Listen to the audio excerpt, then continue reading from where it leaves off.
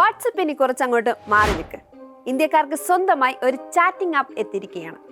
അരട്ട എന്നാണ് ഈ Indian chatting ആപ്പിന്റെ പേര്. ചെന്നൈ ആസ്ഥാനമായി പ്രവർത്തിക്കുന്ന സോഹോ കോർപ്പറേഷനാണ് വാട്സപ്പിന് പകരക്കാരനായി ഈ ആപ്പ് നിർമ്മിച്ചിരിക്കുന്നത്. ഇന്ത്യയിലെ ആപ്പ് സ്റ്റോറുകളിൽ നിലവിൽ 1-ാം സ്ഥാനത്തെത്തിയിരിക്കുകയാണ് അരട്ടായി. കഴിഞ്ഞ ദിവസമാണ് കേന്ദ്ര വിദ്യാഭ്യാസ മന്ത്രി ധർമ്മേന്ദ്ര പ്രധാൻ ഈ ആപ്പിനെ കുറിച്ച് ജനങ്ങളോട് സംസാരിച്ചത്.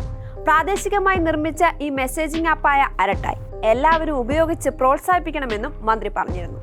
അതിനുശേഷം 3 ദിവസം കൊണ്ട് 3,50,000 പേരാണ് അരട്ടായി ആപ്പ് സൈൻ ഇൻ ചെയ്തിരിക്കുന്നത്. ഇപ്പോഴത്തെ ഏറ്റവും കൂടുതൽ ആളുകൾ വേഗത്തിൽ സൈൻ ഇൻ ചെയ്ത് ഇന്ത്യൻ ആപ്പായി അരട്ടായി മാറി. വാട്സപ്പിന് പകരമായി 2021-ലാണ് ഈ ആപ്ലിക്കേഷൻ ലോഞ്ച് ചെയ്തത്. തമിഴിൽ അരട്ടായി എന്നതുകൊണ്ട് കാഷ്വൽ ചാറ്റ് എന്നാണ് അർത്ഥമാക്കുന്നത്.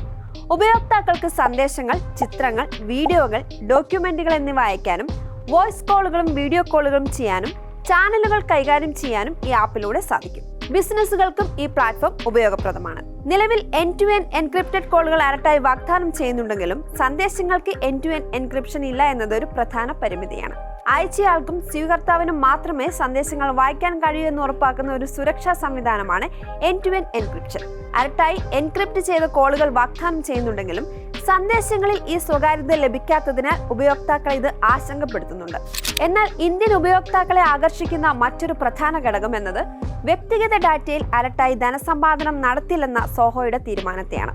ആപ്പിന്റെ പെട്ടെന്നുള്ള ജനപ്രീതി നിലവിൽ കമ്പനിയെ സമ്മർദ്ദത്തിലാക്കുന്നുണ്ടെന്നുള്ളത് മറ്റൊരു വശമാണ്. ഉപയോക്താക്കളുടെ അടിസ്ഥാനപരമായ ആവശ്യങ്ങൾ ആപ്പ് നിറവേറ്റിയില്ലെങ്കിൽ ഉപയോക്താക്കൾ നിലവിലുള്ള മറ്റ് ചാറ്റിംഗ് ആപ്പുകളെ തന്നെ ആശ്രയിക്കാനുള്ള സാധ്യത ഏറെയാണ്. നിലവിൽ ചില ഉപഭോക്താക്കൾ ആപ്പുമായി ബന്ധപ്പെട്ട് പരാതികൾ ഉന്നയിച്ചിട്ടുണ്ടെന്നാണ് പുറത്തുവരുന്ന റിപ്പോർട്ടുകൾ. ഇത്തരത്തിലുള്ള സാങ്കേതിക പ്രശ്നങ്ങൾക്ക് പെട്ടെന്ന് തന്നെ പരിഹാരമുണ്ടാക്കാമെന്നും കമ്പനി അറിയിച്ചു.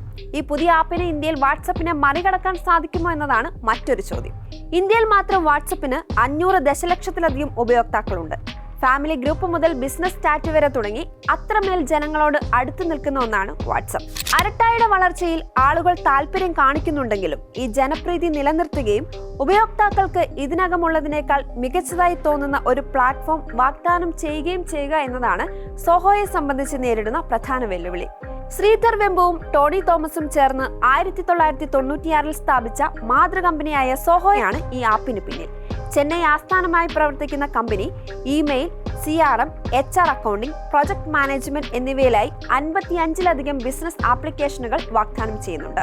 150 രാജ്യങ്ങളിലായി 130 ദശലക്ഷത്തിലധികം ഉപയോക്താക്കൾക്ക് സേവനം നൽകുന്ന സോഹോയുടെ ക്ലയന്റുകൾ Amazon, Netflix, Deloitte, Puma, Toyota, Sony, L'Oreal തുടങ്ങിയ ആഗോള ഭീമന്മാരാണ്. ഇന്ത്യയിൽ നിർമ്മിച്ചത് ലോകത്തിനായി നിർമ്മിച്ചത് എന്നതാണ് സോഹോയുടെ മുദ്രാവാക്യം. അരട്ടായിക്ക് അതിന്റെ സ്ഥാനം ഉറപ്പിക്കാനും വാട്സപ്പിന് യഥാർത്ഥത്തിൽ വെല്ലുവിളി ഉയർത്താനും കഴിയുമോ എന്നത് സോഹോയ്ക്ക് അതിന്റെ അടിസ്ഥാന സൗകര്യങ്ങൾ എത്ര വേഗത്തിൽ വികസിപ്പിക്കാനും അതിന്റെ സ്വകാര്യത വാഗ്ദാനങ്ങൾ നിറവേറ്റാനും കഴിയുമെന്നതിനെ ആശ്രയിച്ചിരിക്കും.